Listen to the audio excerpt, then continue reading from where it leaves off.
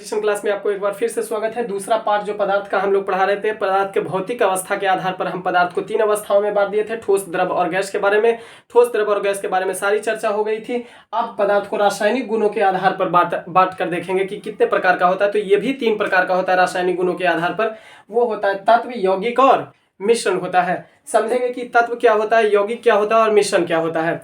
तो तत्व एक ऐसा शुद्ध पदार्थ होता है, तत्व एक ऐसा शुद्ध पदार्थ होता है जिसमें या तो भौतिक विधि के द्वारा या तो रासायनिक विधि के द्वारा, किसी भी विधि के द्वारा इसमें परिवर्तन नहीं किया जा सकता है। इसमें कोई दूसरा तत्व को शामिल नहीं किया जा सकता है, किसी दूसरे पदार्थ को इसमें शामिल नहीं किया जा सकता। तो इसको कहेंगे कि पदार्थ की ऐसी शुद्धतम अवस्था, ऐसी शुद्ध अवस्था जिसमें किसी दूसरे पदार्थ को भौतिक आधार पर या तो रासायनिक आधार पर हम डालकर, किसी दूसरे को डालकर इसमें कोई परिवर्तन नहीं कर सकते हैं। जैसे स्टूडेंट, कुंवारा स्टूडेंट कोई बेचारा है, कुंवारा लड़का कोई है, तो उसको किसी भी प्रकार का दूसरा एलिमेंट दे दीजिएगा तो वह जुड़ने के लिए तैयार नहीं होगा। क्लियर? वह नहीं जुड़ेगा। क्यों? क्योंकि उसको रिजल्ट लेना है। अब फालतू चीजों में वह नहीं पड़ेगा। इसका मतलब वह शुद्ध है अभी, और वह किसी दूसरे के चक्कर में पड़ना नहीं चाहता है। यानी उस पर भौतिक दबाव भी डालिएगा, चाहे तो केमिकल दबाव उस पर डालिएगा, उस पर कोई दबाव उबा भी खिला के उसको किसी प्रोडक्ट के सामने ले जाइएगा, तो इसको क्या असर है बेचारा को? उसको तो ये वो नौकरी लेना है, अपना जगह पर जाना है, उसके बाद फिर देखेंगे किस तरीका का बिहेव करना है। अतः तत्व एक ऐसा शुद्धतम पदार्थ होता है जो किसी दूसरे पदार्थ को उसके भौतिक गुणों और रासायनिक गुणों के आधार पर डाल के उसमें कोई चेंजेस नहीं किया जा सकता है, कोई भिन्नता नहीं किया जा सकता है, उसे ही तत्व कहा जाता है। यह खुद से मिलकर बना हुआ होता है, अपने में मस्त होता है यह। क्लियर? ये अपने में जो स्टूडेंट, जो विद्यार्थी मस्त होता है, लड़का हो या लड़की, उसी को कहिएगा तत्व है। उस पर कोई भी फिजिकल दबाव डालिएगा, उस पर कोई भी केमिकल दबाव डालिएगा, कोई असर उस पर, जो बेटा तू जहां है, जहां तू अपना काम करो, हम जहां अपना काम करेंगे, उसको कहिएगा अच्छा ये तत्व है। अब कहिएगा कि यौगिक किसको कहेंगे, यौगिक किसको कहा जाता है। तो यौगिक के लिए सबसे अच्छा हम लोग समझेंगे कि ऐसा शुद्ध पदार्थ होता है, ऐसा शुद्ध पदार्थ होता है कि जब अब यही तत्व बेचारा नौकरी उकरी ले लिया, पढ़ लिख के शुद्धता बनाए हुए रख के नौकरी ले लिया, जगह पर चला गया, निश्चित तौर पर जगह पर जाएगा, किसी से मतलब रखेगा ही नहीं, प्रोडक्ट से इसको कोई मतलब है नहीं, तत्व कहलाएगा शुद्ध रूप से। इसी का जब कहेंगे कि इसी का जब शादी विवाह कर दीजिए, उसी का शादी विवाह का रूप है यह क्या, यौगिक। अब उसी को जब शादी विवाह कर देंगे हम लोग, तो क्या कहेंगे कि दो शुद्ध पदार्थों का एक आनुपातिक मिश्रण हो गया। इसके लिए एगो लड़का रहना है और एगो लड़की रहना है। क्लियर? और 100 या 500 बाराती रहना है। इतने ना रहना है। एक पंडित जी लड़का की तरफ से, एक पंडित जी लड़की के तरफ से रहना है, एगो नौआ लड़का की तरफ से, एगो नौआ लड़की के तरफ से रहना है। इतने तो जो भी रहना है वो अनुपात में रहना है। बारातिये ना थोड़ा सा गड़बड़ाता है, किसी किसी का बारातिये गड़बड़ा जाता है। अतः हम कहेंगे कि निश्चित अनुपात में दो शुद्ध पदार्थों का मिश्रण होता है। दो शुद्ध पदार्थों का मिलावट यौगिक कहलाता है, और वह मिलावट अनुपात में होना चाहिए। जैसा कैरेक्टर देखते हैं, शादी विवाह जब होता है तो लड़का लड़की का कैरेक्टर मिलाया जाता है, राशियों मिलाया जाता है। क्यों? क्योंकि दोनों का कैरेक्टर समान हो, दोनों का कैरेक्टर अनुपातिक रूप से हो। अनुपात के रूप में दो शुद्ध तत्व है, एक लड़का है और एक लड़की है, दोनों शुद्ध तत्व है, एक लड़का और एक लड़की, दोनों को मिला दीजिएगा तो वह बन जाएगा शादी विवाह, उसको कहेंगे यौगिक। दो शुद्ध पदार्थों का निश्चित अनुपात में मिला हुआ अवस्था यौगिक कहलाता है, पदार्थ की अवस्था यौगिक कहलाता है। क्लियर है? इससे समझ गए ये कि यौगिक क्या है।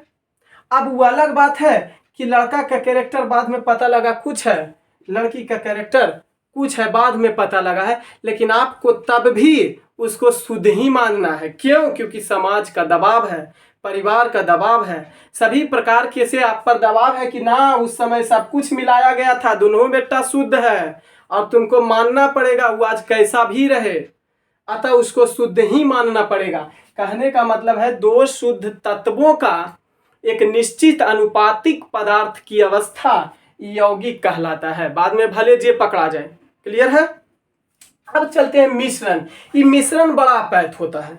ये मिश्रण जो होता है ना, बड़ा लफुआ होता है। मिश्रण का क्या होता है कि कोई भी पदार्थ इस पर रह सकता है, कोई भी पदार्थ को इस पर शामिल कर किया जा सकता है और ये अपने आप में उसको शामिल कर लेगा अनिश्चित अनुपात में। एक प्रोडक्ट उसके साथ जोड़ दो, प्रोडक्ट का मतलब समझ रहे हैं ना, प्रोडक्ट का मतलब इकोनॉमिक से जोड़ के देखेंगे प्रोडक्ट का मतलब क्या होता है। तो प्रोडक्ट को अगर जोड़ के देख लीजिएगा, इस पे 1 दे दीजिए, 2 दे दीजिए, 3 दे दीजिए, सबको अपने आप में क्या करेगा, सम्मिलित कर लेगा। आ बेटा जितना आना है जितना आ जाओ हमारे पास, कोई अनुपात की जरूरत नहीं है कि हाँ 1:2 ही के रेशियो में हम 1 है तो हमारा साथ 2 रहेगा, हम 1 है तो हमारा साथ 3 रहेगा, ऐसा नहीं है। हम 1 हमारे 10 हैं, हम 1 हमारे 10 है, हम 1 हमारे 5 है, कितना भी प्रोडक्ट को आके जोड़ दीजिए इसमें, ये ऐसा लफुआ होता है। अतः इसको हम कह सकते हैं 2 या 2 से अधिक पदार्थों का जो बिना अनुपात का मिश्रण होता है उसी को मिश्रण कहा जाता है। क्लियर। तो ये लफुआ कैटेगरी का होता है, इसमें कईयों को जोड़ दीजिए। ये 2 प्रकार का होता है। ये जो लफुआ होता है ना, वो 2 प्रकार का होता है, एक वो समांगी होता है, दूसरा असमांगी होता है। तो समांगी किसको कहेंगे, तो एक तो वैसा लफुआ होता है, एक वो वैसा प्रकार का लफुआ होता है जिसमें दोनों के कैटेगरी जो होते हैं ना, गुण जो होते हैं वो समान होते हैं।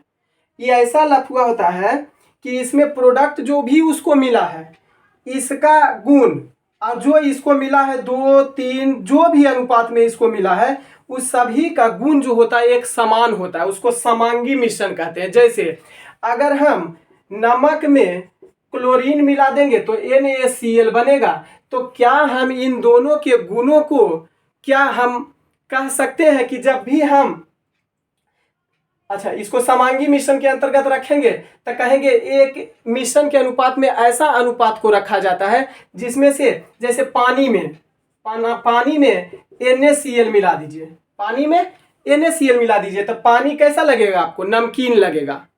पानी आपको कैसा लगेगा, नमकीन लगेगा। पानी में जैसे ही चीनी मिला दीजिएगा तो आपको वह मीठा लगेगा। यानी जैसा एक आदमी है उसको दूसरा को मिला है लफुआ को, तो अपने आप में इस तरीका से उसको घोल लिया है कि समान गुण को प्रदर्शित कर देता है। चीनी मिला दीजिए मीठा लगने लगेगा, नमक मिला दीजिएगा नमकीन लगने लगेगा, अम्ल मिला दीजिए अम्लीय लगने लग जाएगा, नींबू मिला दीजिए वह अम्लीय लगने लगेगा। क्लियर है। तो जैसा मिला दीजिए इसमें वैसा यह रूप धारण कर लेता है। इसको समांगी लफुआ कहा जाता है, समांगी मिश्रण कहा जाता है। एक वो समांगी मिश्रण वाला जो लफुआ होता है, ये क्या होता है ना कि इसको किसी दूसरे प्रकार के जब मिलाइएगा, पदार्थों में जब मिलाइएगा इसको, तो यह अलग अलग गुण को ही प्रदर्शित करेगा, अलग अलग गुण को प्रदर्शित करेगा। केतनु ये दोनों मिल के रहेगा ना, केतनु प्रोडक्ट के साथ ही मिल के रहेगा, लेकिन गुण अलगे अलगे ही दर्शाएगा। जैसे मान लिया जाए आप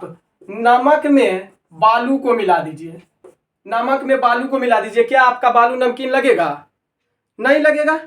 बालू में अगर नमकीन को मिला देते हैं तो क्या आपका बालू जो है वह नमकीन लगेगा, नहीं लगेगा। लोहा में आप गंधक को मिला दीजिए, लोहा में आप सल्फर को मिला दीजिए, क्या लोहा के गुण को प्रदर्शित करने लगेगा, नहीं प्रदर्शित करने लगेगा। यानी साथ में तो है, मिल सकता है, कोई दिक्कत नहीं, मिल के रह सकता है, लेकिन ऐसा नहीं कि उसका गुण उस पर हावी हो जाएगा, उसका गुण उस पर हावी हो जाएगा। यानी एक दूसरे से या फिजिकल रूप से तो मिल सकते हैं, क्लियर, एक दूसरे से मिल सकते हैं, लेकिन गुणों को नहीं प्रदर्शित करेंगे। वह गुण जो उसको कैरेक्टर जो मिला हुआ है एक अणु को और दूसरा अणु को जो मिला हुआ है वह एक दूसरे के साथ घोल मिलकर नहीं रह सकता है। ये ऐसा लफुआ होता है। लेकिन ये बेचारा ऐसा होता है कि 2, 3, 4 कईयों संख्या में दे दीजिए, कोई दिक्कत नहीं है, लेकिन जो एक प्रोडक्ट है दूसरे प्रोडक्ट के गुणों को यह मैच करा लेगा, अपने पास मैच करा लेगा। इसी को कहा जाता है तत्व, यौगिक और मिश्रण कहा जाता है। क्लियर, बात समझ में आ गई।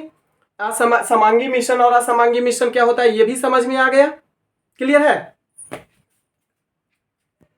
चलिए देख लेते हैं अभी गुणों के आधार पर। अब एक तो रासायनिक गुण हो गया, भौतिक गुणों के आधार पर पदार्थ का विभाजन हो गया। अब देख लेते हैं अभी गुणों के आधार पर पदार्थों का अवस्था 2 गो होता है, एक अणु होता है और दूसरा परमाणु होता है। तो अणु किसे कहा जाता है, मॉलिक्यूल किसे कहा जाता है, परमाणु यानी एटम किसे कहा जाता है। तो मॉलिक्यूल जो होता है, अणु जो होता है, वह किसी भी पदार्थ का वह सूक्ष्मतम होता है, किसी भी पदार्थ का वह सूक्ष्मतम अवस्था होता है जो स्वतंत्र रूप से मौजूद होता है। क्या होता है, स्वतंत्र रूप से मौजूद होता है, स्वतंत्र रूप से मौजूद होता है, लेकिन रासायनिक क्रिया में, रासायनिक क्रिया में भाग नहीं लेता है। यह किसी भी पदार्थ का वह सूक्ष्मतम अवस्था होता है, मॉलिक्यूल, जो स्वतंत्र अवस्था में उसमें पाया जाता है। स्वतंत्र अवस्था में पाया जाता है तभी तो कोई पदार्थ ठोस होता है, द्रव होता है और गैस होता है। क्लियर है? यह अणु आपस में चिपका हुआ रहता है तो ठोस होता है, थोड़ा सा फैल जाता है द्रव्य हो जाता है। इसमें जब थोड़ा सा तापमान दिया जाता है तो द्रव्य अवस्था में बदल दिया जाता है, और यह दूर दूर हो जाता है जिसको द्रव्य अवस्था कहा जाता है। उसमें थोड़ा सा तापमान दे दिया जाए तो गैस अवस्था में बदल जाता है, जिसके कारण से मॉलिक्यूल दूर हो जाते हैं। तो यह स्वतंत्र अवस्था में पाया जाता है, लेकिन रासायनिक क्रिया में किसी भी प्रकार का भाग नहीं लेता है। जबकि परमाणु की बात करेंगे तो यह भी स्वतंत्र अवस्था में, परमाणु जो होता है वह सूक्ष्मतम कण होता है, जो स्वतंत्र अवस्था में नहीं पाया जाता है। क्लियर? यह स्वतंत्र अवस्था में, इसका उल्टा होता है, जस्ट इसका उल्टा। स्वतंत्र अवस्था में यह नहीं पाया जाता है।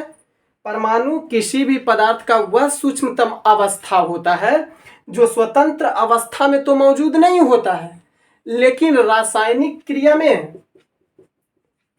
जिसमें मौजूद होता है उसमें उसके रासायनिक क्रिया में भाग लेता है, रासायनिक क्रिया में भाग लेता है। उसी को हम लोग परमाणु कहते हैं। अभी तक तो, जब तक परमाणु की खोज रदरफोर्ड के द्वारा किया गया था, और तब तक यह कहा गया था कि परमाणु एक अविभाज्य कण होता है, परमाणु का विभाजन नहीं होता है। लेकिन जैसे ही इलेक्ट्रॉन, इस परमाणु से इलेक्ट्रॉन, प्रोटॉन और न्यूट्रॉन को अलग किया गया, तब से यह मान्यता हो गई कि परमाणु एक भाजक कण होता है, इसे विभाजित किया जा सकता है। यह एक विभाजित कण होता है जिसमें इलेक्ट्रॉन, प्रोटॉन एवं न्यूट्रॉन होते हैं। क्लियर? इलेक्ट्रॉन की खोज जे थॉमसन, प्रोटॉन की खोज गोल्डस्टीन और न्यूट्रॉन की खोज चैडविक के द्वारा इस परमाणु से किया गया। तभी से यह आकलन लगाया गया कि परमाणु भी एक विभाजित कण होता है। तो हमने पदार्थ के तीनों गुणों के आधार पर इसके अवस्था को हम लोगों ने देख लिया। क्लियर? आप मिश्रण को कैसे अलग किया जा सकता है, किस विधि के द्वारा अलग किया जा सकता है, देखेंगे अगले क्लास में। तब तक केसरिया कंपटीशन क्लास को आप लोग सब्सक्राइब, लाइक जरूर कीजिएगा, इसको आगे जरूर बढ़ाएगा। इसी तरीका से इंटरेस्टेड करके हम हर एक सब्जेक्ट को करने का प्रयास करेंगे, आपके सामने प्रस्तुत करने का प्रयास करेंगे। देखिए, ग्रुप डी का एग्जाम भी अब एकदम सर पर चढ़ गया है, तो हर तरीका का जिससे क्वेश्चन आपसे लगातार पूछता है, निश्चित तौर पर उसको पूरा करने का कोशिश कीजिएगा। चलिए, बहुत बहुत आप लोग को धन्यवाद। और यह हमारे स्वतंत्रता दिवस का यह अमृत महोत्सव मनाया जा रहा है। बहुत खुशी से आप लोग भी अमृत महोत्सव मनाइए, इसका भाग, इस स्वतंत्रता दिवस का हिस्सा हम लोग हैं। तो हम लोग को खुशी है, गर्व महसूस होता है, और गर्व से ही इसे मनाइए और खुश रहिए, मुस्कुराते रहिए और अपने से बड़ों का सम्मान कीजिए।